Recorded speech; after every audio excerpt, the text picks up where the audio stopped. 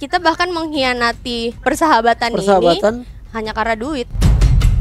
Yang tadinya lo ini nggak pernah ngerasa bahwa dia nggak mungkin ngakal-ngakalin gue, tapi kalau ada duit dia pasti berubah. Saya selalu menerapkan dalam diri saya, dimanapun saya berada, di circle manapun saya bergabung, saya nggak akan percaya orang itu di 100%. Pinjam Kak dulu uang, mau 50 juta. Mau Kak bayar cicilan rumahku. Bisa kok bayar pilates 1.500.000 nah. Tidak ada perempuan meninggal karena terlambat menikah, tapi banyak perempuan meninggal karena salah.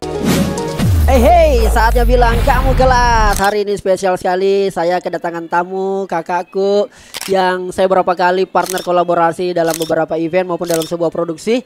Dia cantik sekali dan sepertinya goalsnya 2025 agak lain daripada yang sebelumnya saya kenal. Siapa orangnya? Sebelum itu saya Spilky, saya perlu kasih tahu bahwa kita lagi ada di Timur Resto. Ini satu-satunya resto yang spesial sekali di Nipa Mall di Kota Makassar karena menyajikan semua masakan khas Indonesia Timur. Jadi makanannya enak-enak dari Sulawesi, Maluku, Papua, Kalimantan, lengkap semua ada di sini. Kalau begitu langsung saja, saya sudah tidak sabar, kita akan banyak bicara tentang tentu self development, tentang bagaimana melihat dan termasuk juga tentangnya berhubungan sedikit dengan asmara. Karena ini persiapan 2025 agak-agak masih awal tahun, jadi enak kita obrolkan. Kita present beliau melalui satu pantun. Bunga mawar, bunga melati, kedua bunga sangat mempesona. Sungguh senang rasanya hati sudah datang andalanku Kakak Yuna. Masya Allah, Kakak Yuna sehat Ki? Alhamdulillah sampai hari ini masih dikasih kesehatan. Weh, ini pasti faktor karena olahraga Ki terus. Nge-gym Ki selihat. Iya, kayaknya resolusi 2025 itu kayaknya lebih untuk menjadi atlet seluruh cabur kayaknya saya ini. Atlet seluruh cabur. Iya, seluruh cabur. Jadi bukan cuma satu cabur. Begitu Di? Iya, iya. Jadi nge-gym iya. Nge-gym iya. Lari iya. Lari iya. Driving golf juga iya. Wih, driving golf betul. Tenis juga iya. Juga iya. Jadi kayaknya mau diembat semua cabur nih. Betul. Ini ada apa ini? Ada trauma atau karena hanya Kakak Yuna FOMO juga ya, ikut-ikutan tren? Sebenarnya sih saya tuh bukan orang yang suka olahraga awalnya Kak. betul. Jujur banget ini saya hampir nggak pernah olahraga itu mungkin ada 6 tahun 7 tahun. Even itu cuman lari atau sekedar jalan-jalan aja nggak pernah. Jogging. Nggak pernah. Car Free Day. Iya nggak pernah. Magernya minta ampun ya. Iya mager itu minta ampun. Makanya saya juga cukup takjub ya. Kenapa saya bisa termotivasi sendiri. Dari ya awalnya dari coba-coba karena FOMO. Berawal dari FOMO. Jadi FOMO itu sebenarnya juga membawa hal-hal yang positif. Betul. Karena kita nggak bakalan tahu kalau kita nggak coba dulu. Oh di situ. Iya kan, kita nggak bakalan tahu kalau kita nggak coba jalanin dulu. Kita coba dulu, dicoba tak mengapa, sesal jadi pengalaman. Betul sekali. Subhanallah.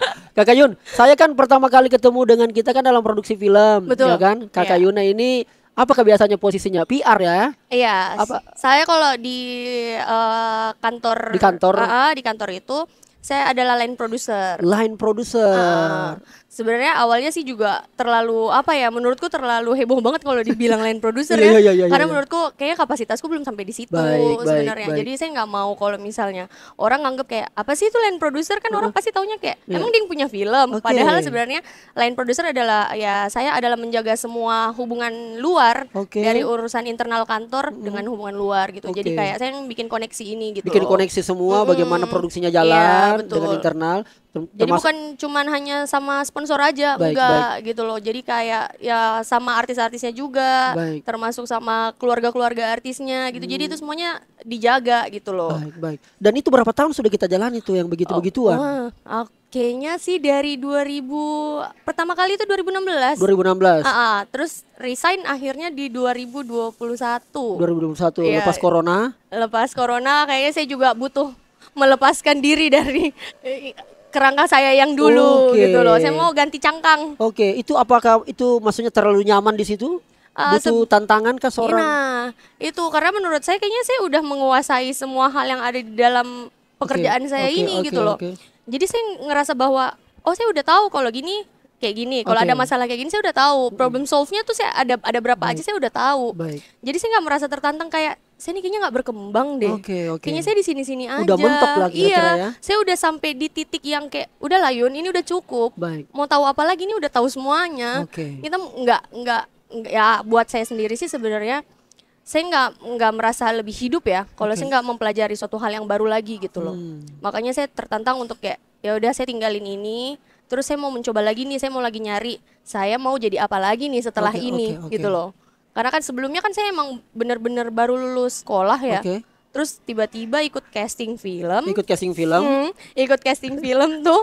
Abis itu keterima. Cuma jadi pemeran figuran gitu aja kan cuma dapat 5 apa 6 scene aja gitu. Tapi pas ngelihat kegiatan orang yang lagi syuting itu penasaran. Seru. Oh kok kayaknya asik ya. Kok kayaknya penasaran tuh orang ngapain ya. Awalnya dari situ sebenarnya. Jadi saya selalu terbawa oleh rasa penasaran. Rasa penasaran itulah yang kemudian memantik kita bisa berkembang. Betul. Menggali lebih dalam. Betul. Karena berawal dari penasaran. Jadi buat teman-teman kalau memang ada rasa penasaran ya dicoba saja. Betul. Siapa ikutin. Siapa tahu disitulah memang titik kita untuk bisa berkembang, jadi kemudian bisa menambah juga pertemanan dan relasi. Betul sekali. Kakak Yun, ini kan Kakak Yun saya tahunya di Jakarta sebelumnya. Kebetulan juga saya mau sharing-sharing. Saya kan juga berusaha untuk membagi dua domisili nih, Jakarta dan Makassar. Ternyata memang tantangannya tidak seperti yang saya duga. Betul. Itu apa ya yang perlu kita bagaimana kita harus membawa diri ketika kita berada di sebuah tempat yang baru? Kayak tadi Kakak Yuna, setelah sekolah, casting ikut film, masukin produksi, resign 2021, cari berbagai macam alternatif, mungkin bisnis atau sejenisnya. Tapi kan tidak semudah itu Kakak Yun. Ini kan juga banyak teman-teman yang kadang-kadang sudah deh tak kalah di sini mak bahasanya orang Makassar. Di sini aja deh udah nyaman, buat apa lagi? Nggak mau keluar zona nyaman, ya kan? Itu gimana seharusnya itu Kakak Yun? Sebenarnya gini sih. Beradaptasi di satu tempat itu hanya memerlukan kepercayaan diri satu, ya kan? Tapi kita nggak boleh, saya selalu menerapkan dalam diri saya, dimanapun saya berada, di circle manapun saya bergabung, saya nggak akan percaya orang itu di 100%. Saya nggak akan pernah percaya apapun itu yang dia omongin atau apa yang orang kasih tahu ke saya nih, saya nggak pernah percaya orang di titik 100%. Tidak langsung atau memang selamanya? Enggak, selamanya saya nggak pernah ngasih dia kepercayaan 100%. Disisahkan beberapa persen untuk tidak percaya. Nah, jadi saya tuh kalau pertama kali ketemu orang nih, dari ketemu dari orang tuh kita bisa tahu kan ya, dari gaya bahasanya, gestur-gestur tubuhnya tuh, itu biasanya karakter orang tuh udah kelihatan ya. Nah, biasanya tuh aku baru naruh kepercayaan tuh kayak ya udahlah 60% lah, gue mau percaya sama orang ini nih. Gue nggak tahu, gue nggak bisa nggak langsung kasih oh ya udah ya ini karena saya orang baru nih di sini, saya percaya aja semuanya, ikut pokoknya mantun deh gini gitu. Nggak bisa. Saya tetap hanya mengamati dulu. Yang paling penting tuh kita cuma bisa percaya sama diri kita sendiri 100%. Selebihnya itu kita nggak boleh percaya sama orang lain. Bukan berarti kita nggak ya, maksudnya nggak boleh percaya sama orang lain ya. Tapi kalau menurut aku, untuk kita berada di satu tempat yang baru, jangan pernah naruh 100% kepercayaan ke orang itu. Karena ujung-ujungnya kita nggak pernah tahu orang tuh sifat aslinya gimana, watak aslinya gimana, karena nggak akan langsung kelihatan sekarang. Nah sama lah, kalau misalnya kita ngebahas masalah Makassar sama Jakarta nih, kita ngebahas ini ya, dua kota besar yang ini termasuk banyak perbedaannya. Banyak perbedaannya. Saya juga kemarin udah nyoba ya, udah nyoba untuk tinggal di Jakarta, untuk survive di Jakarta ya. Awalnya saya udah beradaptasi gitu, udah beradaptasi karena kan saya waktu itu ngurus bisnis di sana kan. Udahlah mulai ikut-ikut mempelajari jenis-jenis manusia nih yang ada di sana. Jenis-jenisnya nih, kayak karakter orang tuh di sana jauh lebih banyak lagi daripada yang kita temui di Makassar gitu loh. Terus yang bikin shock adalah karena mungkin ya kita terbiasa di Makassar. Terbiasa di Makassar itu kita saling menolong. Tidak enak. Bertegur sapa. Betul. Siapa tahu. Iya. Pokoknya terus tiba-tiba di Jakarta kayak itu urusanmu, bukan saya. Padahal ini saya lagi kerja sama gitu loh. Jadi saya sebenarnya agak culture shock. Lebih ke sana karena saya bilang ternyata kalau saya di Makassar saya baik sama orang baik Kak. Tapi kalau di Jakarta, kok baik sama saya urusanmu. Saya mau baik sama kau atau tidak ya urusan saya. Walaupun sama-sama ini punya kita sama-sama kepentingan. Makanya kenapa saya bilang itu saya tidak pernah bisa percaya orang 100%. Tolong. Ini kenapa bisa kita punya prinsip begitu Kakak Yuna? Itu karena punya pengalaman trauma pernah ditipu, pernah masalah ditipu dan menipu itu. Asik. Ya, ditipu dan menipu. Sebenarnya saya lebih banyak ditipu. Waduh. Ya makanya maksudnya ini ya itu kan untuk diri saya sendiri ya. Jadi maksudnya itu yang selalu jadi pegangan saya bahwa saya udah nggak mau percaya sama orang tuh 100% karena saya udah ada pengalaman gitu. Saya berkecimpung di bisnis tambang, ya kan? Berkecimpung di bisnis tambang nih, saya udah mencurahkan seluruh apa ya, tenaga saya lah, finansial saya udah tergantung ke situ semua kan. Main tambang itu berarti ke lapangannya langsung? Iya, saya langsung ke lapangan. Yang kotor-kotor itu? Iya, saya langsung ke sana karena saya juga memang mau tahu kayak saya mau tahu tambang tuh gimana, orang tuh kerja apa di sana, apa yang mereka cari gitu. Bentuknya tuh gimana, saya nggak mau. Saya bukan tipikal orang yang kayak oh ya udah ini nih, ya udah kau aja yang kerja, kau urus, saya cuma tahu ini aja, saya nggak bisa. Yang penting segini saya dapat. Iya, saya nggak bisa kayak Anda gitu. langsung turun langsung ke lapangan. Berapa lama sih kakak? Ini baru saya tahu loh, kakak Yuna ternyata yang seorang PR yang banyak berkomunikasi dengan orang-orang luar eksternal, ternyata main di tambang juga yang kotor-kotor, tapi berarti cuannya banyak ini. Masya Allah, amin. Amin. Doa. Itu berapa lama kakak Yuna main?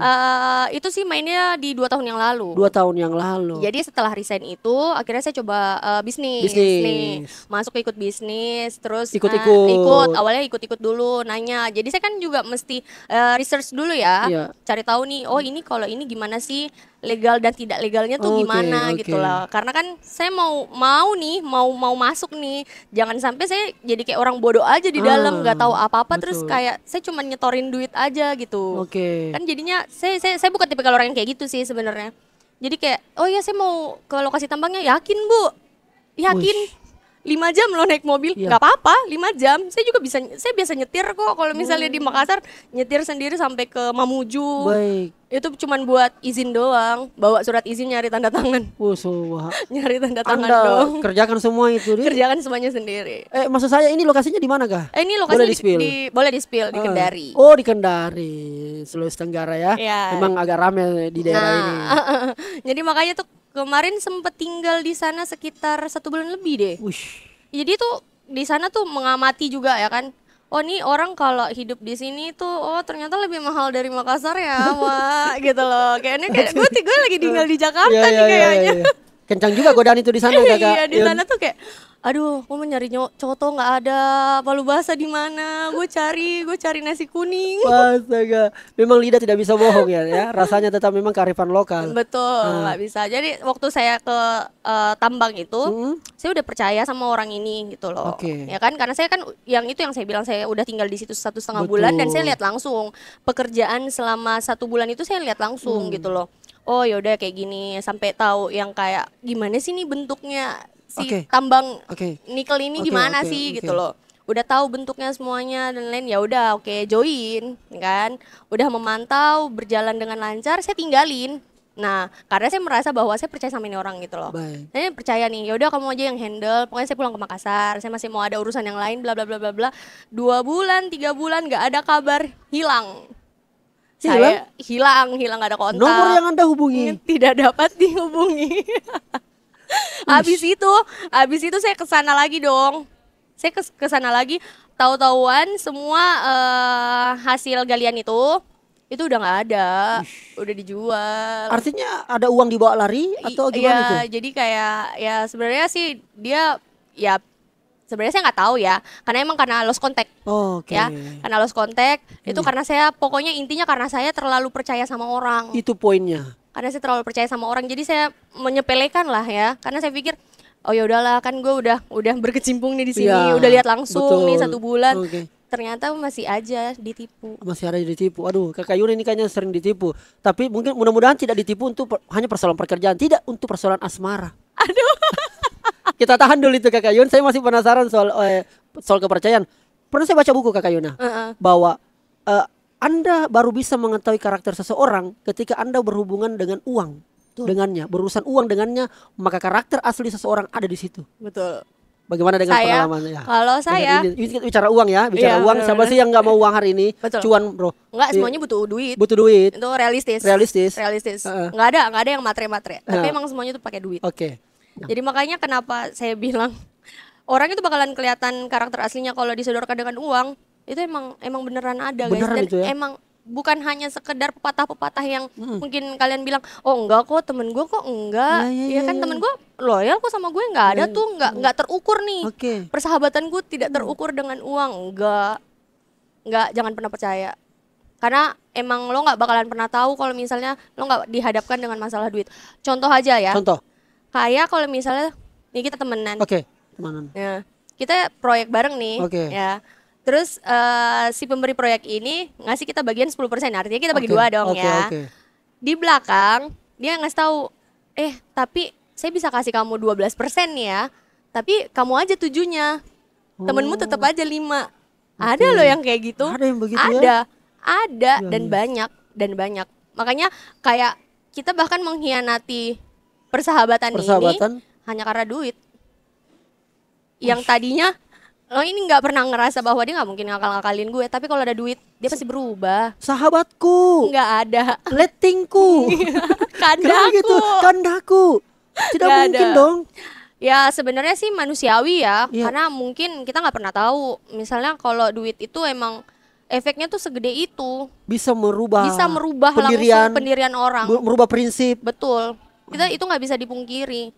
Nggak semua orang bisa teguh ya sama pendiriannya yang kayak gue mau dibayar apa aja gue nggak akan ngianatin temen gue. Jadi kalau bener-bener lo udah dapet temen yang kayak gitu, please dijagain. Saya hidup 27 tahun. Saya temen yang bener-bener udah keuji lah ya untuk masalah yang kayak gitu-gitu. Saya bisa dihitung jari temen saya yang kayak gitu. Tapi selebihnya tuh yang nganggap gue temen, tapi lo kemarin juga ngakalin gue duit. Gue tahu lo ambil keuntungan dari situ, tapi saya bukan tipikal orang yang mau ribut masalah itu sih. Saya cukup menilai aja. Jadi nominal berapapun nominal yang diambil itulah harga dirinya. Keren. Jadi dia menunjukkan harga dirinya dari nominal yang diambil dari saya. Yang tidak pernah kita sepakati. Betul. Yang keluar dari komitmen.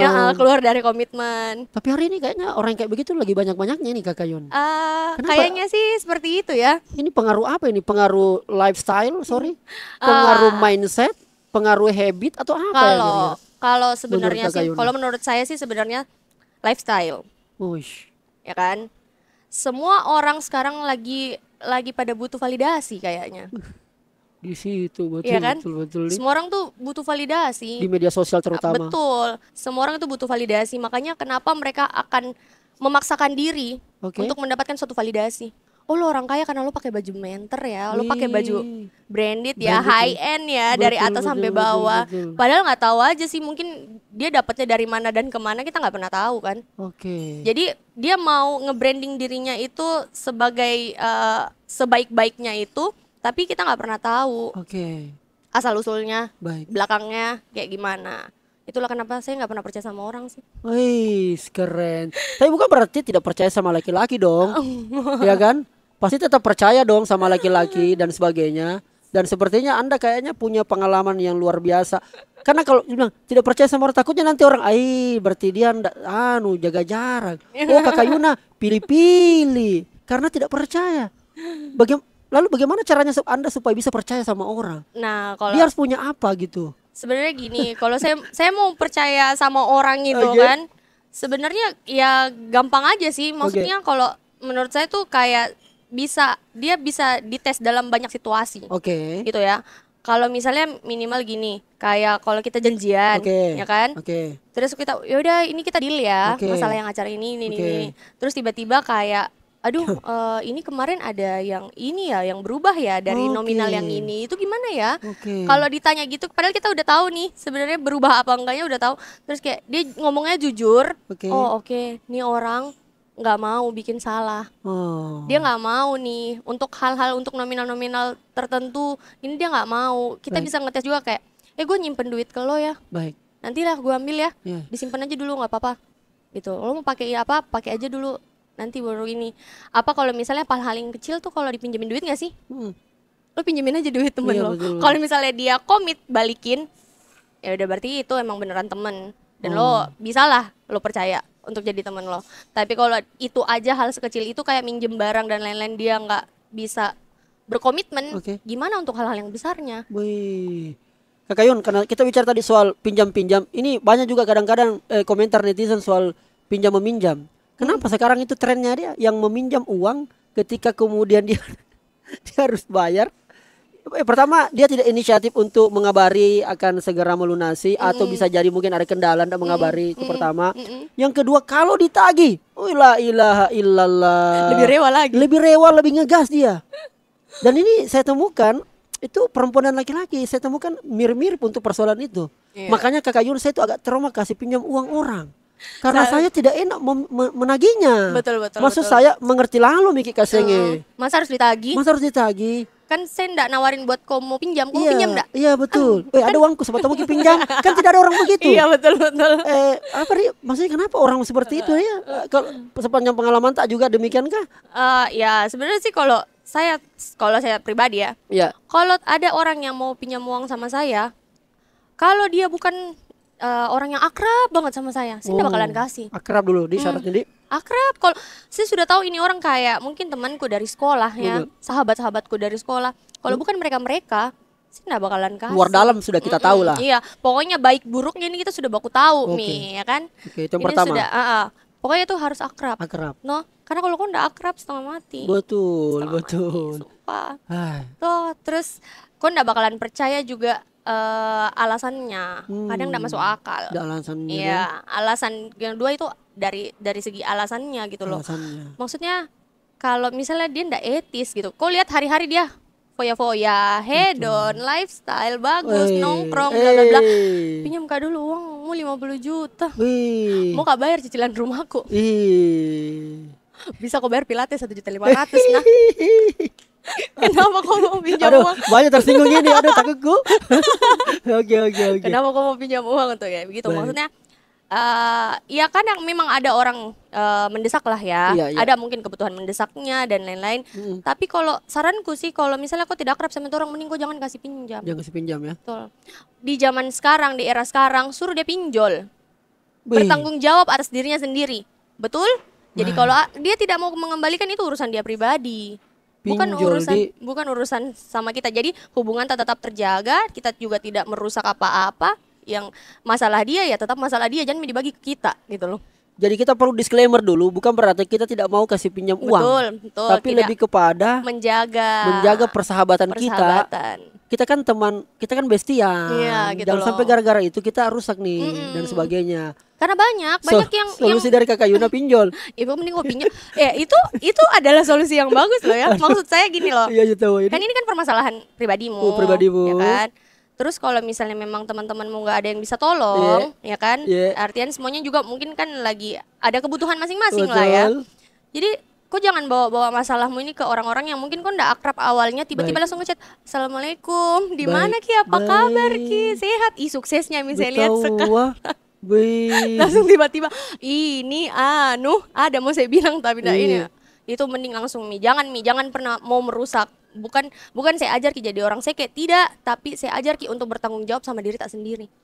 Itu tahu keren. Bertanggung jawab sama diri. Di situ poinnya nih, luar biasa. Kakak, banyak orang mengira Kakak Yuna dengan berbagai macam aktivitasnya itu kadang-kadang ada persepsi buruk saya lihat.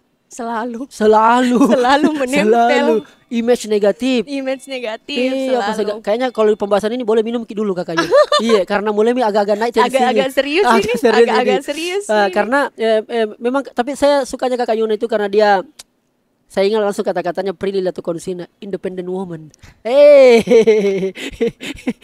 Yang kadang-kadang itu berseliweran di media sosial, perempuan gaji 5 juta independent woman. Laki-laki gaji 10 juta makan nasi campur Indomie. Tapi dibilani laki-laki tidak tidak punya masa depan atau apalah dan sebagainya. Bagaimana caranya Kakak Yuna kadang-kadang untuk bisa bukan menghilangkan sih, menjawab stereotip kalau yang negatif-negatif biasa melekat biasanya profesinya kan, seorang Kakak Yuna ini. Netizen gue tuh di Instagram ngeri-ngeri juga kadang kalau dia balas story gue ya. Kalau saya kan aman sih, story gitu semangat. Disemangatin terus untuk olahraga. Oke. Nggak, sebenarnya kalau itu kan kita nggak bisa saya nggak bisa kontrol semua sudut pandangnya orang terhadap saya. Keren. Saya nggak tahu orang lain itu mau menilai saya sebagai apa dan apa. Tapi yang jelas saya tidak pernah merasa bahwa saya independent woman. Saya enggak pernah merasa diriku itu independent woman, enggak pernah. Karena saya merasa saya masih harus terus belajar, mencari laki-laki maksudnya? Enggak dong. Kenapa langsung ke situ? Kenapa ke situ dong? Mencari apa nih? Jati diri? Iya, saya masih terus mencari apa sih yang saya mau ini saya di dunia, apa mau saya bikin ini, gitu loh. Maksudnya saya enggak pernah gitu loh berhenti untuk mencari terus. Setelah saya tahu ini, apalagi di, saya mau bikin ini. Setelah ini saya apalagi di, oh ya kita belajar lagi tentang ini. Setelah itu, setelah saya selesai di situ saya belajar lagi. Karena independent woman kan selalu dibilang bahwa ya semuanya bisa sendiri, betul. Apa-apa sendiri, tidak bergantung sama laki-laki gitu loh. Menurut saya mau sekali jiju tuh kau nggak mau kak dibilang independent woman, mau kak urus kak dulu. Urus kak dulu, bimbing kak. Masya Allah kodenya ya Allah. Sudah jelas ini barang. Oke. Ya maksudku saya bukan nggak setuju ya kalau misalnya bilang independent woman, bagaimanapun perempuan yang itu hanya akan selalu jadi makmum. Oh begitu Di. Betul. Jadi secara emosional itu juga perlu didalami. Independent woman itu bagaimana kamu bisa lepas dari kebutuhan emosimu, nah sedangkan ini perempuan itu selalu penuh perasaan. Kelas. Ya kan? Selalu penuh perasaan kalau perempuan. Betul ya. Jadi bagaimana kau mau mengatasi hal-hal yang itu? Kau tidak bisa atasi sendiri. Tidak semua bisa diatasi dengan uang. Betul. Dengan Anda punya uang semuanya selesai kehidupan ini. Iya, kelar hidup lo. Enggak. Karena ada sisi emosional. Nggak bisa. Jadi independent woman, saya enggak suka kalau bilang, "Iya, Kak, bagusnya di kita, hebat tak independent woman sekali." Aduh, apa dibilang independent woman? Enggak, Ji. Saya biasa aja, Ji, gitu loh. Saya ini hanya berusaha menikmati hidupku. Baik. Di 2025 itu saya sudah mau bilang, saya bukan mau cari bahagia saja, saya mau cari tenang. Kelas. Karena tidak semua yang bahagia itu bisa merasa tenang. Betul. Enggak semua orang punya banyak duit bisa tidur dengan nyenyak. Baik. Ini bukan hanya sekedar cerita, memang banyak. Faktanya betul, banyak orang yang nggak bisa tidur walaupun duitnya banyak. Yang mungkin kalau dia tidur ya, biar dia bernafas masuk uang di rekeningnya. Tapi tidak menutup kemungkinan tidurnya nyenyak, bangun paginya dia bahagia. Betul. Dia bangun tidur yang betul-betul kau rasa itu dirimu tenang. Saya mau kemana ini hari ini? Oh ya saya mau beraktivitas ini, saya mau ketemu sama ini. Selesai pulang kau ndak bakalan rasa itu bilang capek dirimu, karena memang kau sudah tanamkan di dirimu nih, saya ini mau cari ketenangan. Cari ketenangan. Jadi saya tidak mau cari hal-hal yang di luar dari kemampuanku gitu loh. Yang kayak aduh jangan deh kalau kesana kayaknya saya akan cari masalah. Jangan. Kita hindari. Kalau saya perhatikan Kakak Yuna ya, Instagramnya, aktivitinya, daily aktivitinya, sepertinya Kakak Yuna ini adalah orang yang selalu happy. Sepertinya dia tidak pernah merasakan kesedihan. Dari masalah hidup tadi kayaknya. Aduh, enggak mungkin lah. Setiap manusia pasti punya permasalahan hidup. Masalah apa yang biasa menghinggapi kita itu? Salah satunya adalah statement orang-orang, kenapa saya belum menikah sampai sekarang. Itu membuat Anda sedih? Kadang saya bukan sedih, lebih ke muak. Lebih muak Kak, saya kayak aduh ada apa sih? Padahal saya pernah baca waktu itu. Baik. Tidak ada perempuan yang meninggal karena terlambat menikah. Oke. Tapi banyak perempuan meninggal karena salah pilih pasangan. Betul. Itu yang selalu saya berpikir bahwa oh iya, ngapain sih kita kejar apa sih? Berlomba-lomba buat apa gitu loh. Buat apa kita mau cepat-cepatan nikah? Emang habis nikah kenapa? Gitu loh. Kita mau ngapain? Gitu. Saya lebih mikir bahwa apakah saya sudah siap? Saya sama diriku sendiri saja sudah selesai atau belum? Gitu loh. Sedangkan saya saja masih mau mengeksplor hal-hal lain di dunia ini gitu loh. Jadi kalau saya sudah punya pasangan kan pasti saya sudah terbatas. Kayak, boleh saya kesini? Oh ya boleh, silakan. Oh enggak boleh? Oh ya sudah. Itu kan artinya kan kita ini belajar menahan ego.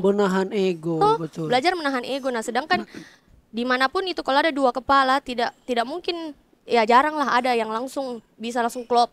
Pasti ada saja selisihnya. Karena kan yang namanya laki-laki itu idealis berpikir.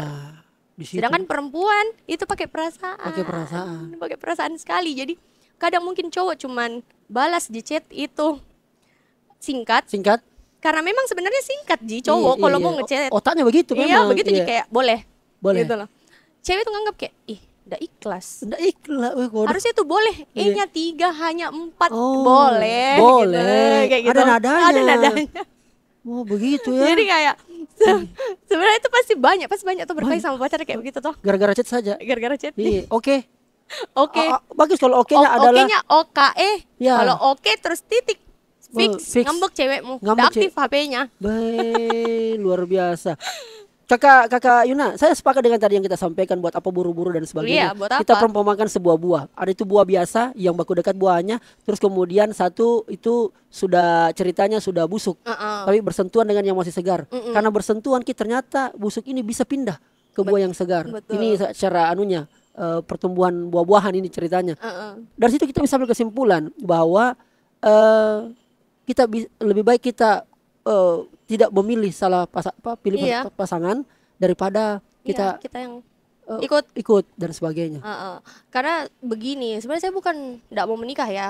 Mau. Iya, mau. Munafik kalau misalnya saya bilang, belum mau menikah. Enggak dong, enggak. Saya enggak menutup kemungkinan siapapun itu yang mau datang dan membawa niat seriusnya, saya pasti akan respon. Enggak ada syarat-syarat tertentu. Syarat-syarat tertentu enggak, Ji. Kan Bugis ini, Makassar, Pak. Tentu ada identik seperti film Anda kan? Iya kan? Uang panai. Oh, kalau saya uang panai sih sebenarnya enggak, Ji. Kenapa dibahas di sini? Nanti bisa lanjutkan, nanti saya kirimkan di description box itu link IG-nya beliau. Biar jangan kita tanya-tanya saya, guys. Tanya langsung boleh. Udah, Ji, maksudnya karena saya sudah ya di umur saya sekarang tuh, teman-temanku tuh sudah banyak yang 2 anaknya, 3 anaknya. Dan kenapa mereka semua berlomba-lomba untuk menikah? Karena setelah menikah itu mereka apa yang mereka dapat gitu loh. Itu yang saya pelajari, bahwa orang habis nikah tuh ternyata masalah tuh malah tambah banyak. Bukan berarti saya mau menghindari masalah ya, tidak. Tapi saya belajar untuk melihat dulu situasi. Kayak orang nikah tuh nggak boleh kayak gini. Ini kita tuh harus saling pengertian. Jadi saya lebih banyak untuk mempelajari permasalahan-permasalahan di pernikahannya teman-temanku. Jadi mereka curhat yang kayak, curhat sama saya saja nikah belum. Terus ya kayak akhirnya saya tahu bahwa kehidupan setelah menikah itu memang jauh lebih rumit daripada pas pacaran gitu. Jadi bagaimana saya juga harus menyiapkan diriku gitu loh untuk menyikapi, karena kan kalau pacaran marah-marah putus selesai. Nah kan kalau kita menikah ini, apalagi kalau sudah punya anak, ya kan pasti kita mau pikir lagi kesehatan mentalnya anak kalau kita pisah gitu loh. Terus belum lagi omongannya orang yang kayak gitu-gitu kan, ya pasti kan orang nggak bakalan kepikiran kalau mau menikah. Pokoknya mereka itu yang mereka pikir adalah bahagia dan apalah, tapi tidak menutup kemungkinan jalan tidak akan selalu mulus. Di situ. Karena memang untuk mencapai pemandangan view yang indah, kita harus mendaki gunung dulu, melewati terjalnya dan sebagainya. Pas sampai di puncak memang indah. Iya, makanya itu yang saya bilang, saya juga masih belajar. Baik. Saya belajar dulu untuk memahami diriku sendiri, bagaimana saya atasi diriku sendiri dulu. Kalau saya marah saya harus bagaimana? Tahu tadi.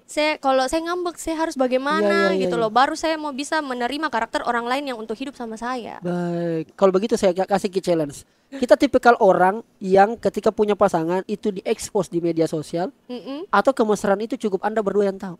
Nah, sebenarnya ini ada dua hal ya. Saya dulu termasuk orang orang yang mengekspos pacarku di media sosial. Agak barbar gitu? Iya, saya yang kayak, happy Kak, lihat ini sama pacarku, saya jalan nonton. Enggak sampai suap-suapan sih, enggak sampai suap-suapan sih, enggak. Yang kayak jalan nonton gitu kan, nonton konser apalah. Pada akhirnya karena terlalu saya expose, ya saya jadi dapat masalah gitu loh. Muncul problem baru. Akhirnya saya sudah setelah itu saya sudah mempelajari bahwa kayaknya private in life tuh penting. Itu.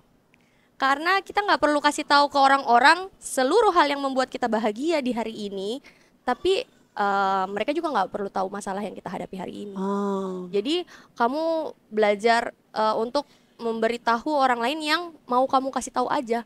Jangan kasih tahu semuanya. Baik. Satu informasi pribadi juga sekarang kan udah bahaya banget kan ya. Sekarang itu informasi pribadi udah bahaya banget, kayak aktivitasmu tiap hari tuh.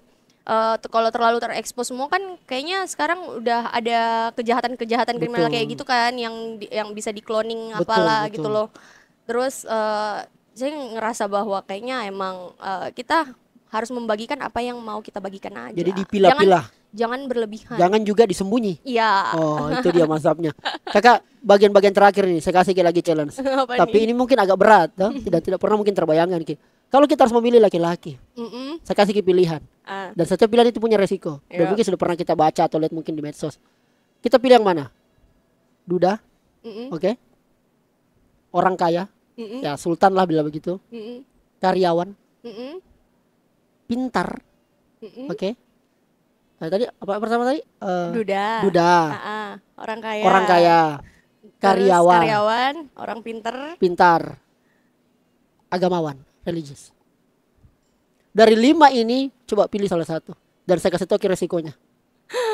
Dari 5 itu kayaknya saya bakalan pilih orang pinter. Oke, ketika Anda memilih orang yang pintar, maka siap-siaplah Anda akan selalu berbeda dan berselisih paham dengannya. Ketika Anda pilih yang duda, maka siaplah dengan anak-anaknya. Oke. Kalau Anda pilih orang yang kaya, maka bersiaplah Anda akan selalu berada di bawahnya. I see. Ya kan? Kalau Anda pilih karyawan, maka siap-siaplah gajinya hanya untuk cukup kebutuhan bulanan. Kalau Anda pilih agamawan, silakan tulis di kolom komentar. Kira-kira agak sensitif soal itu malah. Kira-kira akan apa yang Anda terima kalau Anda pilih yang agamawan. Jadi kakak Yuna sudah punya bayangan lah ya. Sudah punya bayangan. Semua ada resikonya kakak Yuna. Betul, iya, tidak ada laki-laki yang sempurna kasihan. Iya, jadi saya mau kasih tahu kakak Yuna jangan pilih-pilih. Semua itu berkembang, tidak kesepian lagi dan seterusnya. Tapi kakak Yuna ini orang hebat asli. Saya banyak belajar. Salah satu mungkin yang perlu kita share ini kakak Yuna bagian akhir closing statement. Tips dong dari kakak Yuna biar kemudian kita bisa cepat membangun relasi, biar enak berhubungan dengan orang dan sebagainya. Orang bisa punya trust ke kita cepat gitu. Apa sih berapa poin sih yang mau disampaikan? Nah, yang kalau pertama, yang mau bikin biar orang bisa itu percaya sama kita adalah kita harus jadi apa adanya. Apa adanya, oke. Jangan dibuat-buat sekali ya. Jangan kita buat-buat banget kayak tiba-tiba mungkin kau jadi orang yang sangat humble banget gitu. Aduh, iya dari mana ini? Iya puang. Iya, yang kayak gitu terlalu menunduk kayak gitu kan termasuk. Iya itu kan kita udah tahu ya banyak orang yang kayak gitu dan kita udah langsung tahu kayak apa sih orang ini. Iya. Kan kita sendiri kan pasti ngerasa kayak apa sih? Apa kau bikin ini? Oke. Kayak terlalu menunduk. Berarti personal branding juga masuk. Tunjukkan personal brandingmu yang apa adanya. Apa adanya aja gitu loh. Terus yang kedua adalah ya pengetahuan sih sebenarnya. Pengetahuan. Karena ya dimanapun itu emang kayaknya pengetahuan dibutuhkan gitu loh. Kalau yang ketiga menurut saya adalah bagaimana kamu berkomunikasi sama orang lain. Communication skill. Betul, communication skill itu nggak bakalan mati kamu bawa kemana-mana. Nggak bisa tergantikan oleh AI kayaknya. Nggak bisa karena dia butuh ada personal touching di situ. Ada human touch. Nggak bakalan bisa disentuh sama AI. Betul. Ada lagi? Terus kayaknya kalau yang keempat adalah ya kalau saya sih apa ya? Paling terakhir mungkin untuk menjaga yang biar orang bisa percaya sama kita. Membangun relasi itu ya paling penting adalah selalu menjaga sopan santun dan etika. Attitude. Gitu. Saya tambahin satu. Apa tuh? Penampilan. Betul. Performance. Soalnya kita di sini ya lihat itu dulu. Betul. Pandangan pertama dulu. Tampakan dari pas pertama ketemu ya. Iya. Banyak juga saya awalnya itu kakak Yuna beranggapan termasuk orang idealis. Penampilan saya sudahlah apa adanya, kaosan sajalah dan sebagainya. Walaupun mitra saya pengusaha dan pejabat, ternyata tidak sekedar itu. Bahwa kita hanya butuh skill, komunikasi kita bagus. Itu penampilan menentukan, karisma, wibawa. Betul. Itu mencerminkan siapa diri Anda. Luar biasa. Kakak Yuna, kalau ada yang bisa satu lagu yang menggambarkan suasana hati kita saat ini untuk menutup kamu kelas podcast pada siang menjelang sore ini, apa sebenarnya lagu apa yang paling kita ingat ini? Yang bisa menggambarkan suasana hati kebatinan tak sekarang. Suasana kebatinan saya melalui sebuah lagu. Kalau saya sih lagi demen denger lagunya Yura sama Dewa kemarin ya. Yura sama Dewa ya. Yang mana itu? Aku bisa membuatmu jatuh cinta kepadaku meski kau tak cinta kepadaku. Itu permasalahan waktu. Luar biasa. Kakak Yuna, thank you banget. Berbagi inspirasi banyak hal, daging banget kita obrolkan sama Kakak Yuna. Dan tetap semangat olahraganya untuk mencapai body goals 2025. Nanti saya kirim atau tuliskan di description box link IG-nya Kakak Yuna. Kakak Yuna, makasih banyak. Terima kasih sukses banyak. Terus dan bantu Ki, baku telepon Ki. Sharing Ki terus. Dan kalau banyak komentar nanti tanggung jawab Ki sendiri. Jadi termasuk yang terakhir tadi. Oke, dan saatnya bilang kamu kelas. Thank you.